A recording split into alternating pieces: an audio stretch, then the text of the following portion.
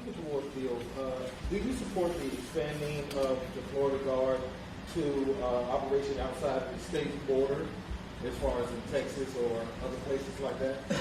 Yeah, look, I think that what's happening in Texas is not just a Texas issue. It's an American issue. And you have a situation...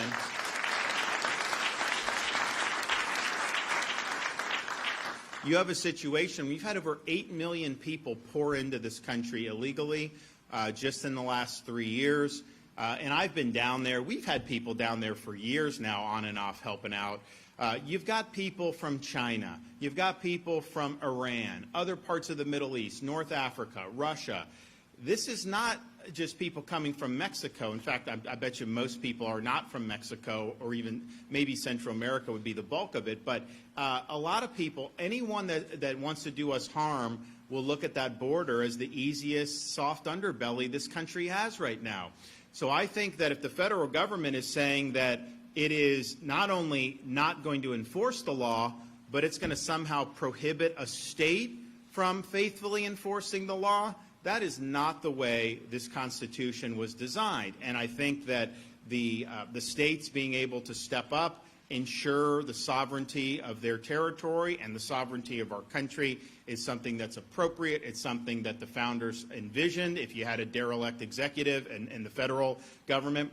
And I think states should be able to work together. So, yes, I mean, we have EMAC requests that come in all the time from other states. And we've sent people to help California respond to wildfires and things. We've sent people to help Texas in the past, not just for immigration, but for natural disaster, and many other states. And many states have sent to Florida.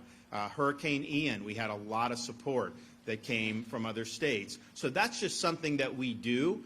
And if Texas, they have requested, we've got FHP, Fish and Wildlife, we've had Guard, we may do more National Guard, but we also would be willing to do the Florida State Guard. And the reason why you would want to do the State Guard is because the president would not be able to federalize the State Guard. That's the reason why we did the State Guard, grew out of the vaccine mandates that they were imposing on the military for COVID. We looked at it and said, well, wait a minute. These are young people. Most of them are in good shape anyways. A lot of them had COVID. And then especially when people were still getting infected, even if they took the jab, it's like, okay, well, why would you mandate this? So we were opposed to that. We said in the Florida National Guard, there will be no vax mandates for COVID in the National Guard, which is great, and it's good to say that. And it's great to say that, but the reality is National Guard units are administratively controlled from Washington.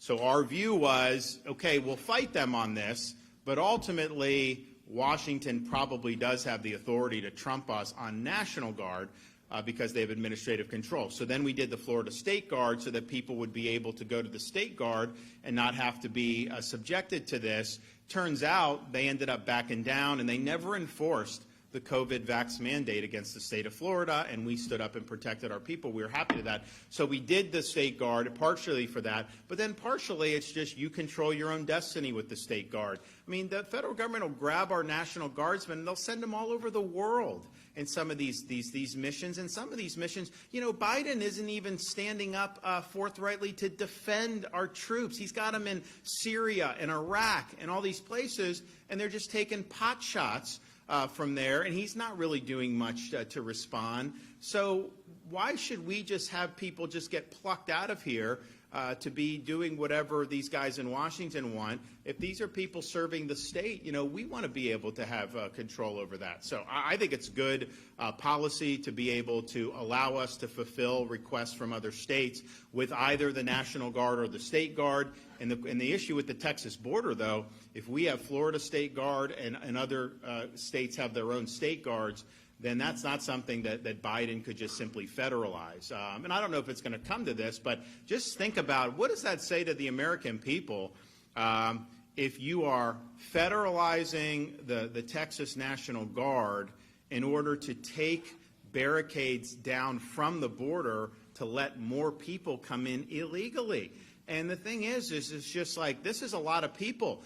We wouldn't be able to absorb 8 million even if it was legal, because it's just the housing, the medical, the education, all this. I mean, there are places where the schools have been overwhelmed. So it's just not a way you can conduct business as a country.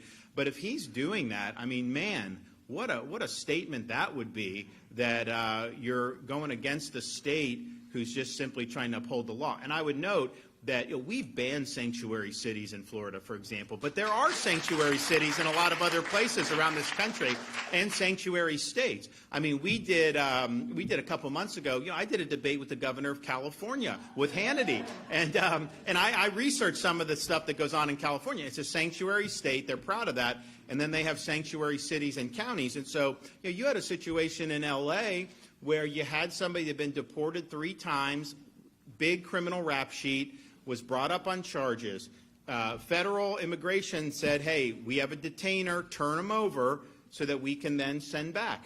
And L.A. will not cooperate, so they just release this guy. What does he do? He murders the mother of a 3-year-old. And so that's just the nonsense that you're saying. But the sanctuary jurisdictions, that's been going on for a long time, and yet somehow it's okay to flout federal law if you're a local or a state. But if a state just wants to enforce federal law, then somehow they're all of a sudden the bad guy. It just shows you how, this country, we've been turned upside down with some of this. There's just no common sense anymore.